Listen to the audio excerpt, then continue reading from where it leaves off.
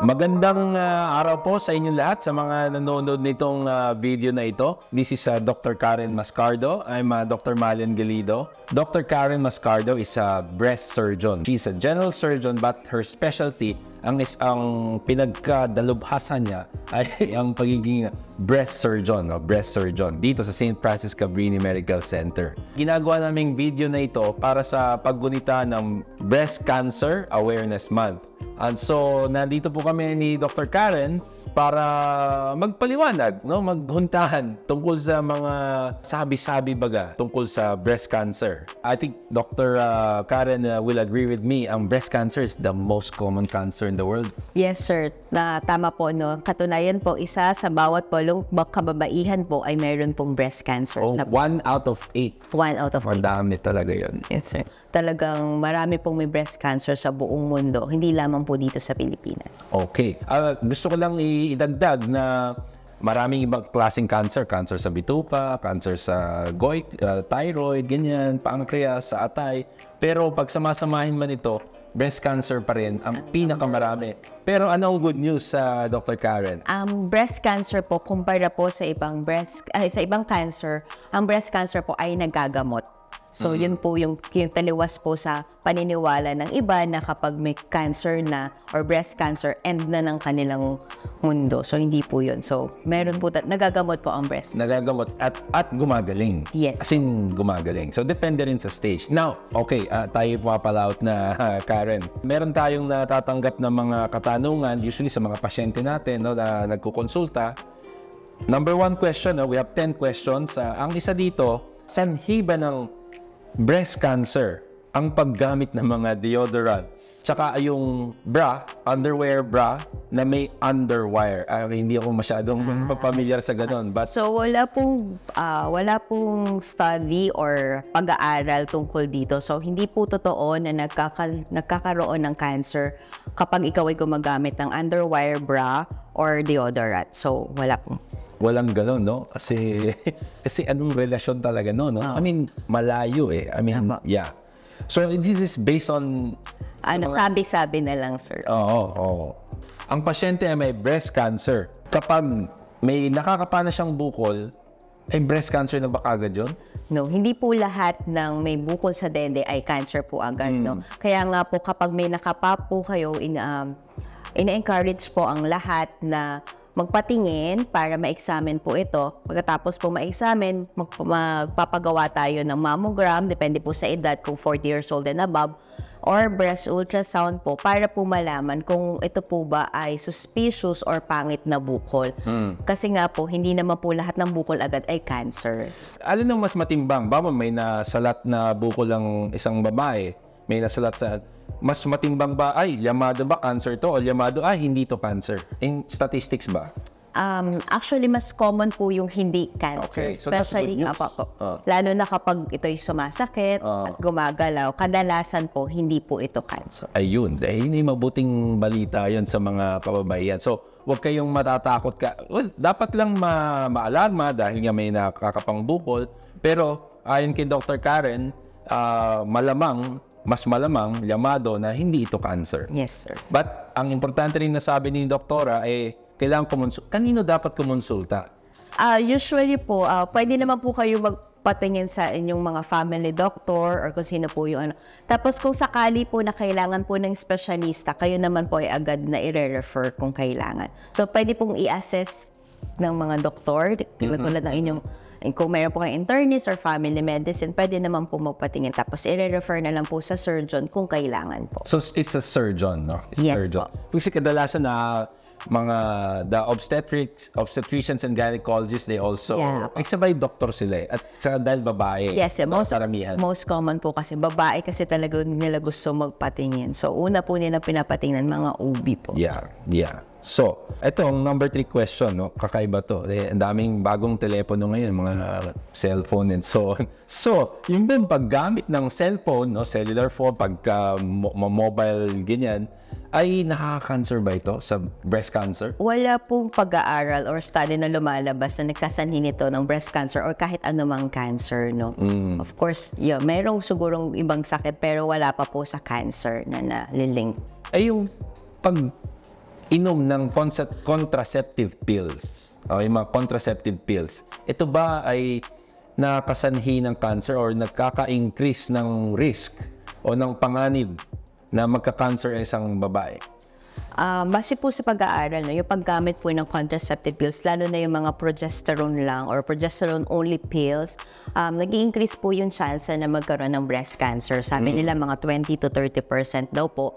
Or lalo na yung mga gumagamit ng 2 taon pataas. Paano po menopause na?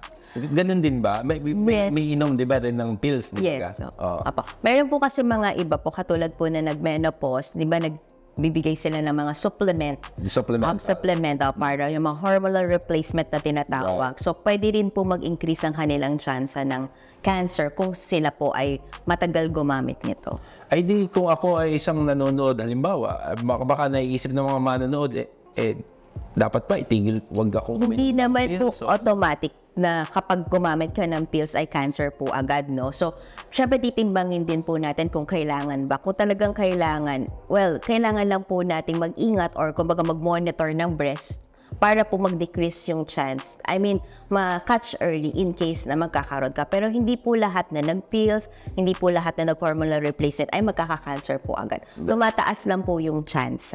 May panganib lang. Yes. So, kailangan din, titimbangin, no? Yes. Pag nasa lahi ba ng pasyente, ng babae, ang kapatid na babae, ang ina, ang mother ng pasyente, is that a risk factor para magkaroon ng breast cancer?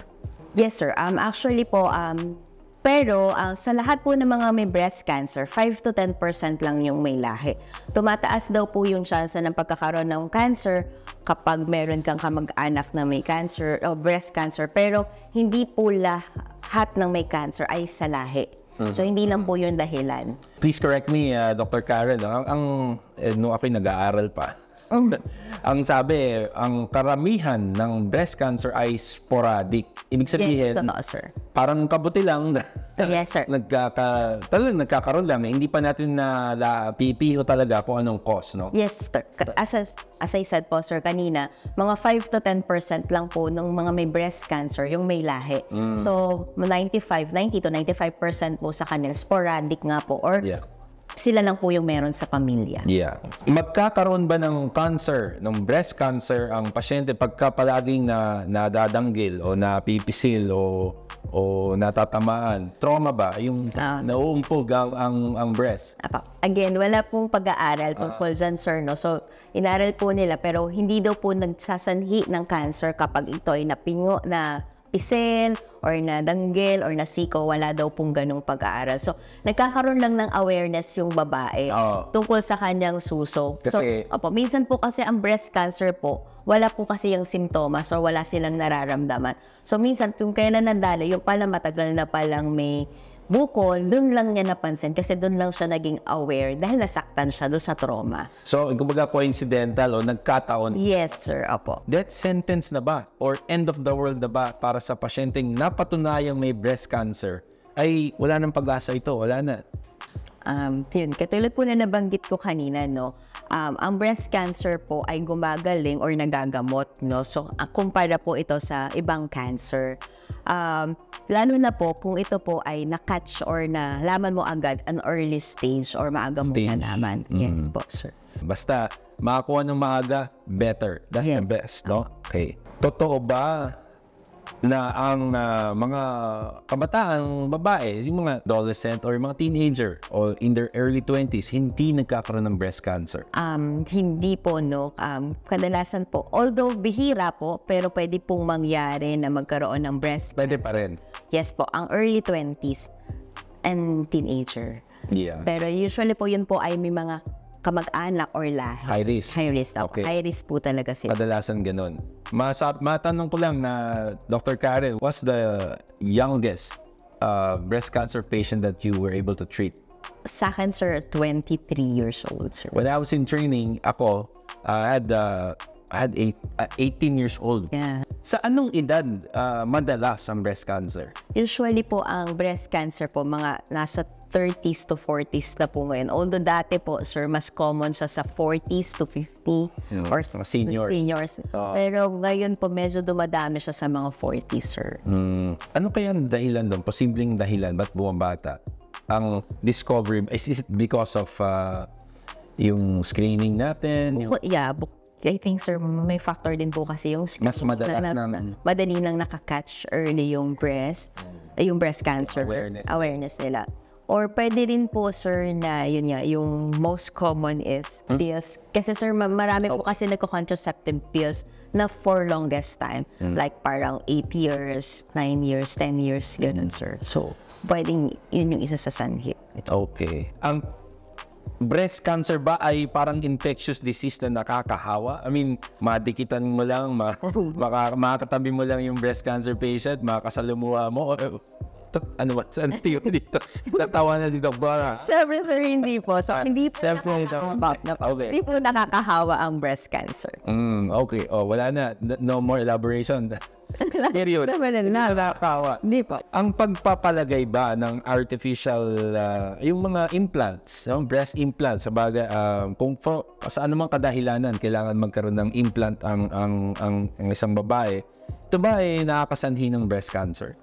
Wala pong study na nakakasanhi siya ng breast cancer. Yun nga lang, lalo na yung mga silicone injection, pwede pong hindi po agad ma-diagnose o makita na may bukol. Dahil po, yung kapag sila po ay ginawan ng ultrasound or mammogram, maaring hindi po makita kasi nakikita po yung mga in-inject na silicone.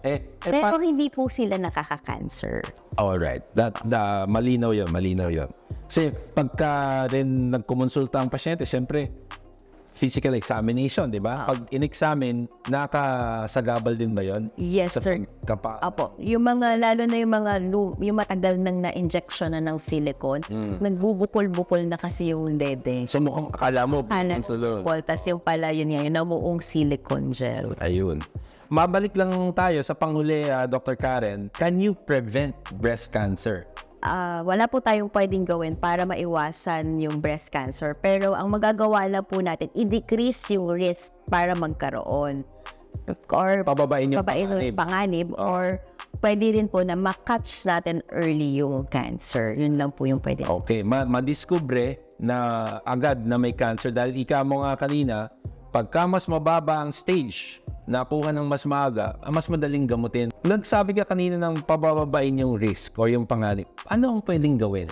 So, yung lagi po natin nire-recommend is yung hanggat maaari po ay magkaroon ng daily exercise po or 30 minutes na physical activity. Okay. May lower the risk po ng breast cancer. Tapos, kumain ng mga masustansyang pagkain. Umiwas po sa paninigarilyo. At yun, kung hanggat maaari po, kung kaya pong hindi gumamit ng contraceptive pills or pwede pong ibawasan at po yung paggamit po ng hormonal replacement. Okay. So yan ang sinasabi mo, Dr. Karen, mga bagay na kaya nating kontrolin. Ang paninigarilyo talagang will cause breast cancer, gano'n? Well, base po sa pag-aaral po, hindi po sinabi kung paano, pero sinabi po na tumataas po yung chance mo na magkaroon ng breast cancer kung ikaw ay naninigarilyo. Salamat, Dr. Karen. Pero alam niyo, sinabi ni Dr. Karen ay kahit anong cancer o kahit anong sakit, makakabuti ito sa tao. Hindi lang, di ba? In general. So, yun, healthy living ba? Kung masabi lang. Paano para makita madiscover ng maaga ang breast cancer? Ano dapat gawin? Katulad po nung nabanggit kanina, dapat early detection po yung pinaka pwede natin gawin para masupo agad ang breast cancer. So number 1 po, ina-encourage po mga kababaihan, lalo na po yung mga 20 years old pataas na magkapa ng suso. Isang beses, isang buwan, ginagawa po ang pagkapa mula po 7 hanggang 10 araw mula sa unang araw ng regla. So kunwari yung first day mo po ay ngayon, bibilang ka ng pang 7 to 10 days, dun po magkakapa ng dede. Hindi sa last day? Hindi, sir. First day. Okay. 7 to 10 days po. So, kapag nagkakapa po kasi tayo ng dede, mas madali po nating mapapansin kung may pagbabago. So, in-encourage ko ang lahat ng mga kababaihan mula 20 pataas po na magkakapa ng dede. Tapos naman po, yung mga edad 30 pataas, mas maganda po na magpatingin po muna sa mga surgeon or sa kanilang mga doktor para po magkaroon naman po ng clinical breast exam. And then at age of 40, lahat po ng kababaihan po ay inaanyahan na magpa-mammogram para po sa screening po ng breast cancer. Ibig sabihin po ng screening mammogram is may nararamdaman po tayo or wala. Kailangan po pag edad po natin ng 40, tayo po ay magpapagawa ng mammogram. Kasi po ang breast cancer po kadalasan po ay sa simula pwede po walang pakiramdam at hindi po ito nakakapa. Yun. So para po ma-catch natin early ang breast cancer, maganda po na pagdating natin ng 40 years old, magpa-mammogram na po tayo. Ayun. Ang St. Francis Cabrini Medical Center ay mapalad na nagkaroon ng pakikipag-ugnayan sa isang foundation. Okay? Sila ay tinatawag na ang Casuso Foundation. At dahil sa foundation na ito, nakipag-partner tayo at ang mga kababaihan na 40 and above, no, edad na 40 pataas, ay maaring magpa-mammographic screening. Maaring magpa-screening mammography dito sa St. Francis Cabrini Medical Center ng libre. As in, libre. So, papaano ay pupunta lang sa mga doktor dito sa St. Francis Cabrini. O, bawa sa iyo, o sa akin, o sa inyong mga doktor, magtanong lang kayo or you can call and message us on Facebook, on our website. Pwede kayo magtanong doon kung paano maka-avail, no? Paano makapagpamammogram ng libre dito sa St. Francis Cabrini Medical Center sa tulong ng Casuso Foundation. And with that, Dr. Karen, maraming salamat. Maraming salamat sa pagpapaunlak nyo sa ating pagtalakayan ngayong dito para sa Breast Cancer Awareness Month ngayong buwan ng Oktubre. Thank you very much. Thank you. Thank you, everyone.